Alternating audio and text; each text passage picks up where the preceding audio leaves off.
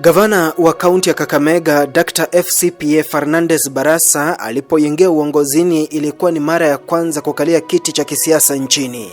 Hii imekuwa sababu ya wakosoaji wake kuhisi kwamba hatoshi wala hakustahili kuwa katika wadhifa wa ugavana wa kaunti hiyo.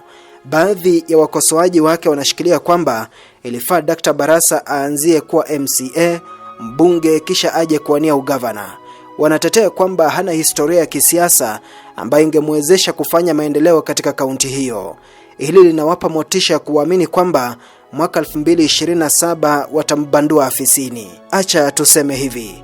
Kenya tunaamini kuwa ukitaka kuwa rais wa nchi lazima uwe na sifa za mwanasiasa. Wakenya na Waafrika kwa ujumla ni viumbe wa ajabu sana. Wanachagua wanasiasa wakitaka hao wanasiasa wafanye maendeleo, na wanapokosa kufanya hayo maendeleo wanalalamika kwamba wanasiasa wanaleta siasa katika maisha yao. Mhathiri Mukaru Ng'ang'a hakupata kura kwa sababu wapiga kura wa miaka 1990 walimuona kama mwaniaji asiye na msisimuko wa kisiasa.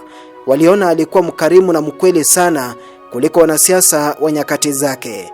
Hawakutaka kiongozi mkarimu na mkweli. Kwa lugha rahisi, walitaka mwanasiasa wa kufanya siasa nao. Alianguka kura. Tuyaache hayo, turudi Kakamega.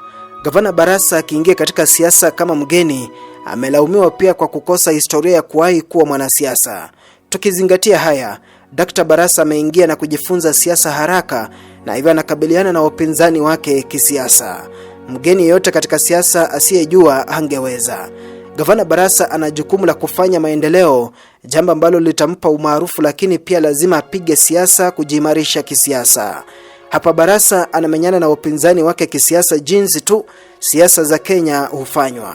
Mwisho itakuwa Agosti 2027 wakati wapiga kura watapata nafasi ya kuchagua viongozi wao.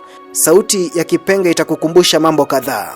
Kwanza, ewe mpiga kura, elewa kwamba kama ni lazima mtu awe na historia ya kisiasa ili achaguliwe kiti cha kisiasa, basi hujapevuka kimawazo. Pili, acha kumlaumu mwanasiasa kwa kuweka siasa katika maisha yako wakati wewe mwenyewe ulimchagua ukisisitiza na kujua ni mwanasiasa. Na mwisho lakini si kwa umuhimu, wanasiasa hawa ni marafiki na maadui wa muda.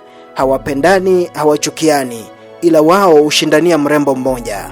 Tumepuliza kipenga. Mimi ni Nelson Songa.